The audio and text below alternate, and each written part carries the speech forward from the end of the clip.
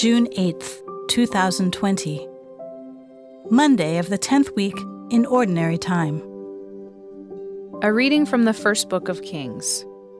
Elijah the Tishbite from Tishbe in Gilead said to Ahab, "As the Lord, the God of Israel, lives, whom I serve, during these years there shall be no dew or rain except at my word."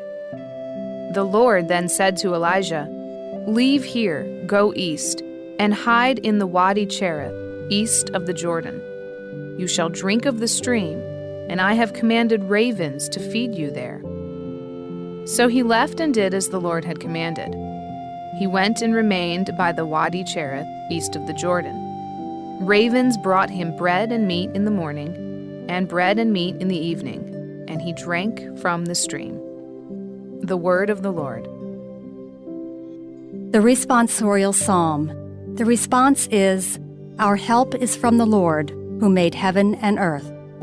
I lift up my eyes toward the mountains.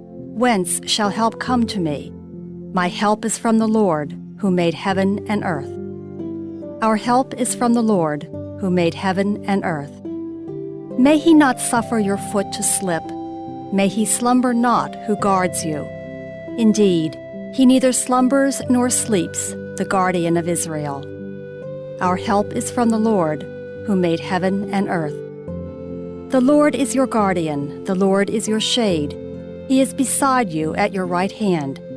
The sun shall not harm you by day, nor the moon by night. Our help is from the Lord, who made heaven and earth. The Lord will guard you from all evil.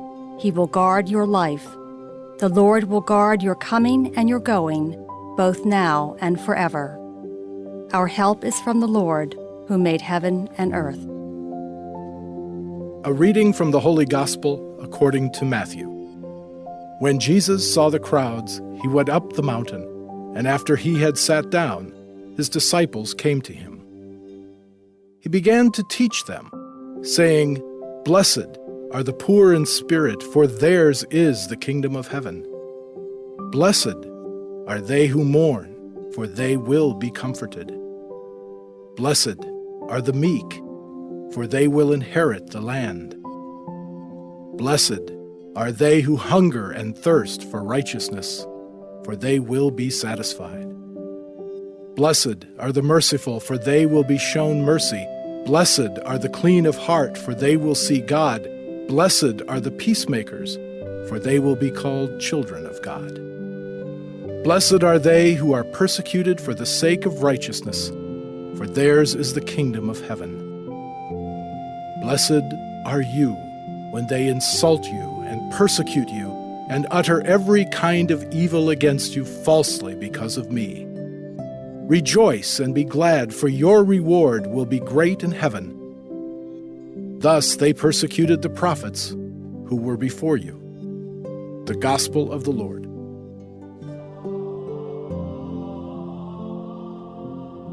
This is Catholic Daily Reflections for Monday of the 10th week in Ordinary Time. Today's reflection is entitled Beatitudes. For theirs is the kingdom of heaven. For they will be comforted. For they will inherit the land. For they will be satisfied. For they will be shown mercy. For they will see God. For they will be called children of God. For theirs is the kingdom of heaven. For your reward will be great in heaven. Listed above are all the rewards of living the Beatitudes. Read them slowly and prayerfully. Do you desire these good fruits, these rewards of the Beatitudes? Of course you do. It's a good spiritual practice to start with the reward, the effect of something, and to let the desire for that reward grow. The same is true of sin. It's a good practice, especially when one struggles with a habitual sin, to start with the effect of that sin, the negative effect, and ask whether or not you desire it. But today we have the Beatitudes. And as we ponder the fruits of the Beatitudes, we can't help but conclude that we deeply desire them. This is a good and healthy realization to come to. From there, we only need to add one extra step. Once we've concluded with a deep conviction that we desire the fruits of the Beatitudes, we then only need to add the first step. We insert the Beatitude into this desire so that we can understand and believe that the Beatitude is good and desirous. But what about the Beatitude? Do you desire to be poor in spirit, to mourn, to be meek, to hunger and thirst for righteousness, to be merciful, to be clean of heart, to be a peacemaker, to accept persecution for the sake of righteousness, and to be insulted and persecuted and to have every kind of evil uttered about you falsely because of Jesus? Perhaps, or perhaps not. Some seem desirous while others seem burdensome. But if these Beatitudes are properly understood in the context of their fruits, i.e. the blessings they produce, then our desire for the means to that good fruit, the Beatitude, should grow as well. Perhaps today you can look at which Beatitude is most difficult for you to want and desire.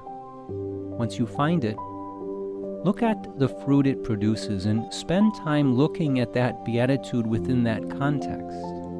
It will help you to grow in blessedness.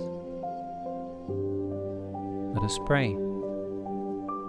Lord, help make me humble and meek, pure of heart and merciful, a peacemaker, and one who accepts any persecution that comes my way.